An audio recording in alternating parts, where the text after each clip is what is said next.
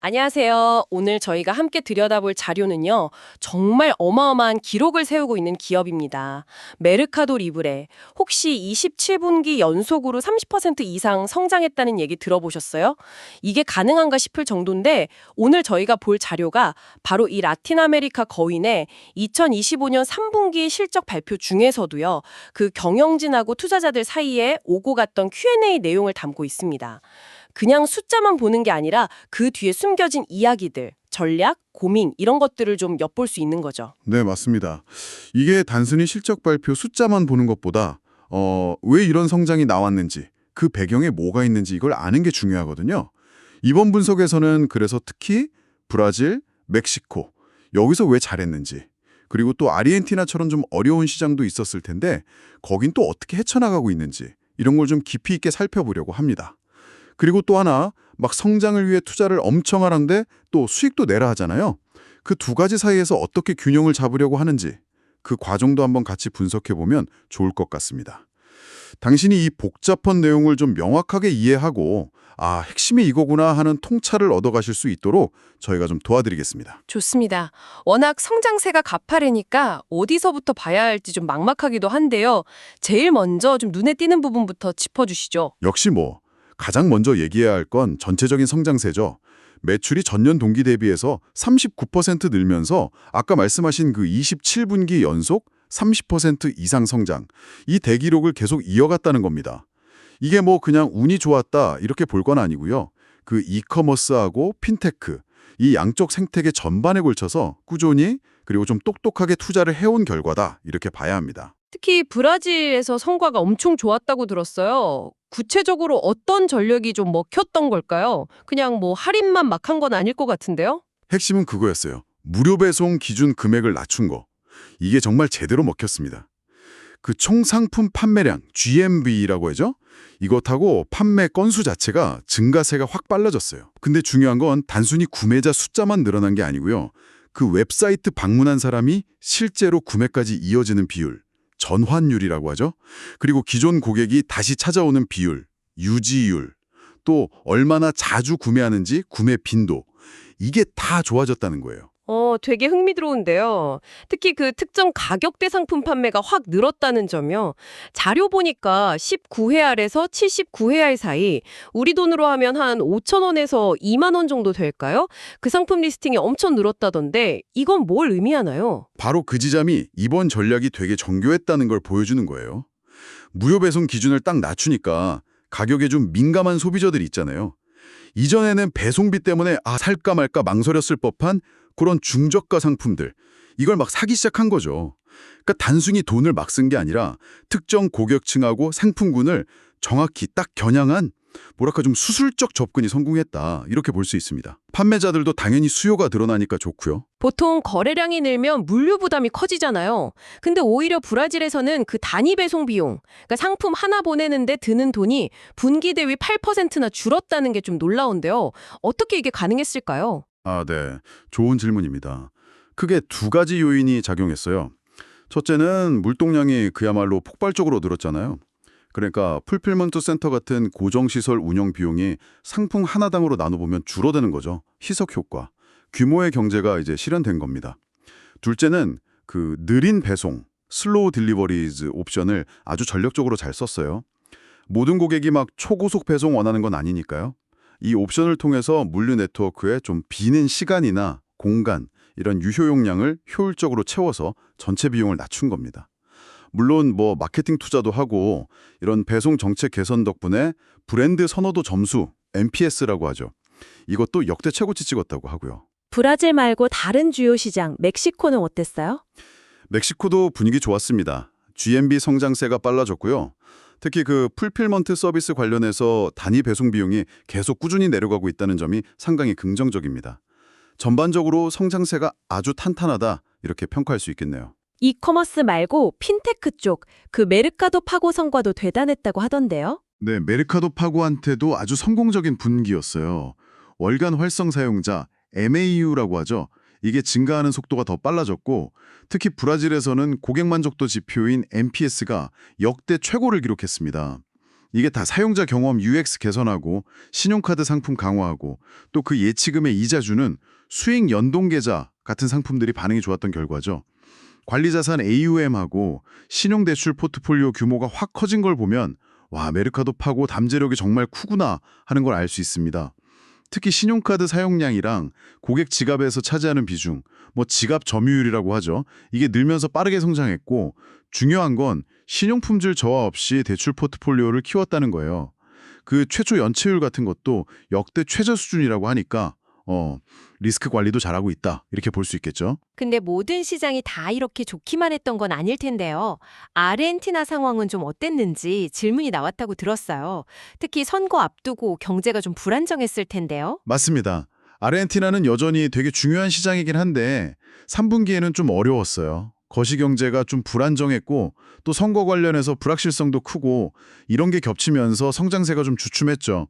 금리도 오르고 하니까 소비 심리도 위축되고 회사 입장에서도 자금 조달 비용이 늘어나고 뭐 이런 어려움들이 있었습니다. 경영진은 이런 상황에서 뭐 우리는 괜찮다 이런 식으로만 답한 건 아니겠죠.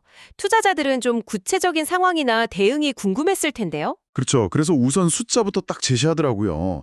이런 어려운 상황 속에서도 달러 기준으로 보면 매출이 전년 동기 대비 39% 늘었고 현지 통화 기준으로는 무려 97% 성장했다. 상품 판매량도 34% 증가했다. 이걸 강조했고요.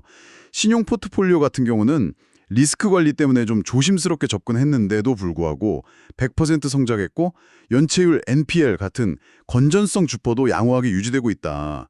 이걸 분명히 했습니다. 우리는 이런 변동성에 익숙하다 이런 말도 했다고요.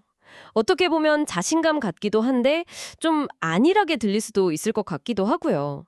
장기적인 투자 계획에는 변함이 없는 건가요? 네, 약간 그런 뉘앙스였어요.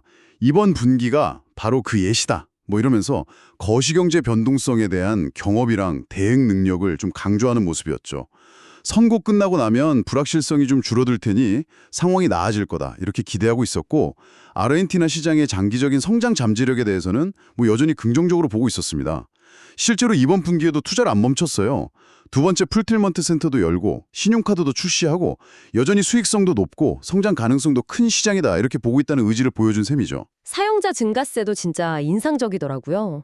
신규 구매자가 780만 명이나 늘어서 총 구매자 수가 7,500만 명에 달했다고요. 혹시 이게 뭐 단기적인 프로모션빨은 아닐까 이런 의문도 좀 제기됐을 것 같은데요. 그 질문 나왔죠. 경영진 답변은 신규 사용자 증가, 그 780만 명 있죠. 그거하고 기존 사용자가 다시 돌아오는 거. 둘 다 아주 건강한 수준이다 이렇게 답했습니다. 이 숫자는 라틴 아메리카 전체를 합친 거고요. 특히 브라질에서 그 무료 배송 기준 낮춘 효과가 물론 컸지만 멕시코나 칠레, 콜롬비아 같은 다른 나라에서도 고객들한테 주는 가치를 꾸준히 개선해온 노력이 다 합쳐진 결과다 이렇게 설명하더라고요. 단순히 숫자만 늘어난 게 아니고 사용자들이 플랫폼에 얼마나 적극적으로 참여하고 자주 구매하는지 이런 지표들도 다 긍정적이라고 보고 있고요. 마케팅 비용은 어느 정도 썼나요?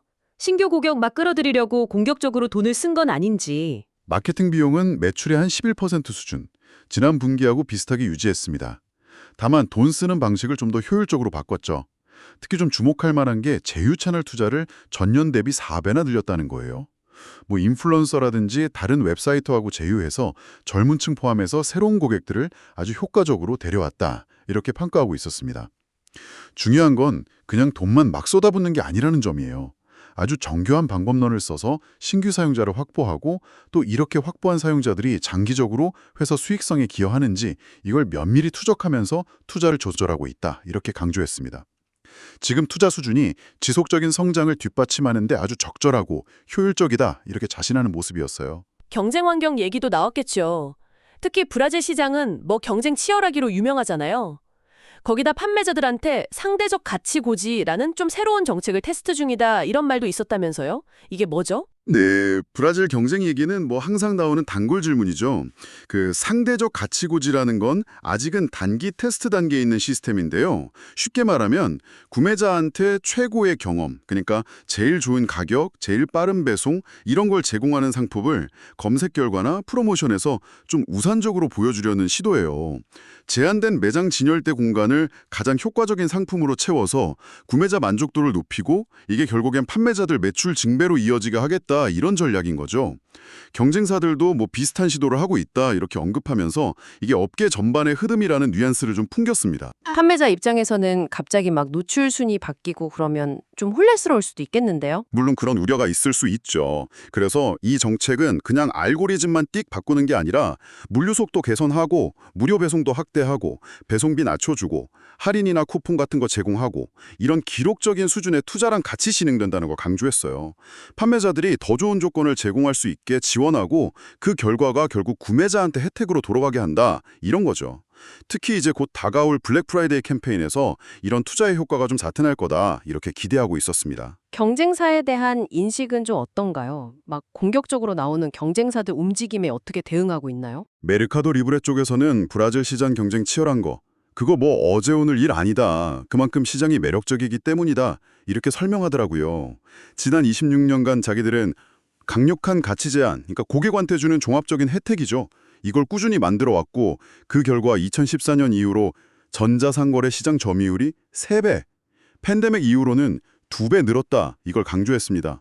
중요한 건 경쟁사가 뭐라던 거기에 막 일일이 반응하기보다는 자기들 고객한테 집중하는 전략을 계속 유지한다는 거예요. 이번에 무료 배송 기준 낮춘 것도 경쟁사 따라한 뭐 비합리적인 결정이 아니라 자기들이 면밀히 분석해서 내린 합리적인 투자였고 이걸 통해서 오히려 경쟁 우위를 더 강화하고 있다 이렇게 보고 있었습니다. 아까 그 브라질 단위 배송 비용 줄었다는 얘기 했었는데 물류 효율화 하려고 기술 투자하는 거 뭐 그런 질문은 없었나요? 로봇이라든지 자동화 이런 거요? 믿었습니다. 우선 아까 말한 그 단위 배송 비용 8% 감소. 이거는 전분기 대비 QOQ 수치라는 걸 다시 한번 명확히 했고요. 그 배경에는 물동량 증가로 인한 고정비 희석 효과하고 느린 배송 옵션 활용이 컸다. 이걸 다시 설명했습니다. 물론 앞으로도 계속 최적화 노력을 하겠지만 비용 감소가 계속 뭐 직선처럼 쭉쭉 내려가지는 않을 거다. 이런 현실적인 전망도 덧붙였고요. 그럼 로봇이나 자동화 기술 도입은 지금 어느 정도 하고 있는 거예요? 네, 그 로봇공학이나 자동화 기술은 이미 여러 창고에 도입해서 테스트 중이라고 합니다. 상품을 이제 지정된 위치에 갖다 놓는 입고, 푸터웨이, 주문 들어온 상품 찾아 꺼내는 피킹, 그리고 포장, 패킹 이런 여러 단계에서 생산성이 좋아지는 효과를 보고 있다고 밝혔어요. 이런 기술 투자랑 함께 풀필먼트 센터 자체의 처리 능력도 전년 대비 41%나 늘렸다고 하고요. 질문 중에 좀 재밌었던 게 이렇게 물동량이 막 늘어나는데 혹시 계획에 없던 풀필먼트 센터를 추가로 더 지어야 하는 거 아니냐 이런 질문도 있었어요. 브라질에서만 분기 대비 물동량이 28%나 늘었으니까요. 여기에 대해서는 단기적으로는 지금 네트워크 용량으로 충분히 커버 가능하고 계획대로 간다 이렇게 답했습니다. 하지만 중장기적으로 필요한 용량은 계속 다시 평가해서 필요한 투자는 하겠다. 이런 좀 유연한 입장을 보였어요. 빠른 배송하고 믿을 수 있는 물류 네트워크. 이게 고객 만족도 NPS나 유지율 높이는 핵심 전략이니까 물류 투자는 계속 될 거다. 이렇게 강조했습니다. 이제 핀테크, 특히 그 신용사업 쪽으로 좀 더 깊이 들어가 보죠. 신용카드 사업 수익성, 이거에 대한 질문이 많았을 것 같은데요. 특히 그 특정 시기에 가입한 고객 그룹, 코호트라고 하죠. 이 코호트별 수익성에 대해서 뭐 언급이 있었나요? 네, 아주 중요한 질문이죠. 경영진은 기존 입장을 다시 확인시켜줬습니다. 만 2년 이상 운영된 코호트, 예를 들어 브라질 같으면 2023년 이전에 가입한 그룹, 여기는 이미 수익을 내고 있다는 겁니다. 그러니까 전체 신용카드 사업의 수익성은 각 나라별로 얼마나 오래된 코호트랑 새로운 코호트가 섞여 있느냐, 그 비율에 따라 달라지는 거죠. 아, 그렇다면 브라질은 꽤 이제 성숙 단계에 들어섰다 이렇게 봐도 되겠네요. 맞습니다. 브라질 같은 경우는 전체 신용카드 거래액 TPV의 약 50% 정도가 이미 수익을 내는 좀 성숙한 코호트에서 나오고 있다고 해요.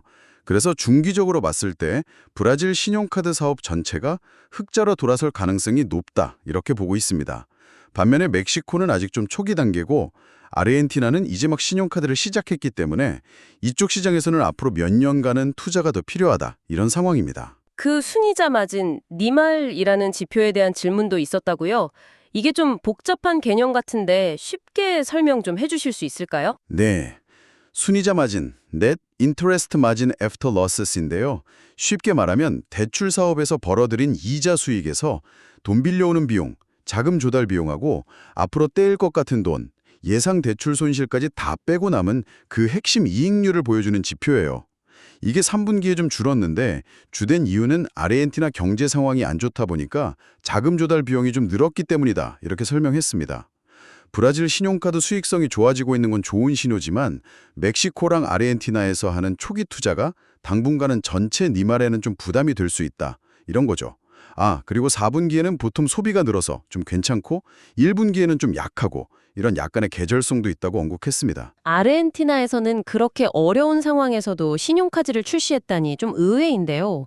전망은 어떻게 보고 있대요? 3분기 말에 막 출시해서 아직 뭐 구체적인 성과를 말하긴 좀 이르지만 전망은 아주 밝게 보고 있었습니다. 이미 확보된 그 방대한 메르카도 리브레, 메르카도 파고 사용자 기반이 있잖아요. 그리고 앱 참여율도 높고 또 경쟁사 카드랑 다르게 월 회비가 없다는 점, 메르카도 리브레 생태계 안에서 쓸 때 주는 혜택들, 이런 걸 강점으로 꼽았어요. 구체적인 목표 수치를 딱 제시하지 않았지만 상당히 긍정적으로 보고 있구나, 이런 인상을 받았습니다. 멕시코 신용사업 상황은 어떻습니까? 멕시코에서도 성과 좋다고 자평하더라고요. 이미 월간 활성 사용자 수 기준으로 멕시코에서 두 번째로 큰 금융기관이고 앱 다운로드 수로는 1등이래요. 가장 큰 강점은 역시 메르카도 리브레라는 거대한 플랫폼을 통해서 고객을 데려오니까 고객 확보 비용 CAC가 엄청 낮다는 거죠. 연초에 리스크 관리 때문에 신규 카드 발급 속도를 잠깐 조절했었는데 최근에 다시 속도를 내고 있고 결과에 만족한다, 이렇게 밝혔습니다. 평균 대출 규모가 커지고 있다는 지적도 있었는데 거기에 대해서도 답변을 했어요. 이게 뭐 신용도 낮은 고객한테 막 대출을 늘려서가 아니라 개선된 신용평가 모델이나 기술을 통해서 상환 잘하는 우량 고객들 있잖아요. 이분들한테 한도를 더 높여주는 업셀링, 업셀을 더 자주 하기 때문이다, 이렇게 설명했습니다. 신용 모델은 각 시장에서 1년에 한두 번 정도 업데이트하면서 상환 능력이 검증된 고객에게 적적의 한도를 늘려주는 방식으로 건전성을 유지하고 있다, 이렇게 강조했고요. 메르카도 파고를 그냥 결제 수단 넘어서 주거래 금융 서비스로 이용하는 비율, 프린시팔리티라고 하셨죠. 이게 높아지고 있다는 점도 흥미롭네요. 브라질에서 11%포인트, 멕시코에서 2%포인트나 늘었다고요. 네, 프린시팔리티. 이게 특정 고객 월 수입의 50% 이상이 메르카도 파고 계좌를 통해서 들어오거나 나가는 경우로 정의하는데요. 설문조사나 뭐 오픈뱅킹 데이터 이런 걸 활용해서 추정한답니다. 이 비율이 높아진다는 건 고객들이 메르카도 파고를 점점 더 핵심적인 금융 채널로 쓰고 있다, 이런 의미거든요. 아까 말씀드린 그 수익 연동 계좌하고 매력적인 신용상품 제공, 이게 주된 동력이라고 분석했습니다. 앞으로 이 비율을 더 높이려면 어떤 점이 좀 필요할까요? 가장 중요한 과제 중 하나로 급여 수령 기능, 이걸 꼽더라고요. 고객들이 월급을 메르카도 파고 계좌로 바로 받게 하는 거죠. 근데 이걸 하려면 나라별로 규제 장벽을 넘어야 해요. 예를 들면 멕시코에서는 은행 라이선스가 필요하고 브라질에서는 급여 이전 기능 자체는 있는데 아직 사용률이 좀 미미하다, 이렇게 얘기했습니다. 이 부분을 해결하는 게 주거래 기능 확보에 아주 중요한 열쇠가 될 걸로 보입니다. 그 외에 다른 새로운 시도들 이런 건 없었나요? B2B 사업이라든지 외부 기업하고 파트너십 같은 거요? 네, 몇 가지 질문이 있었습니다.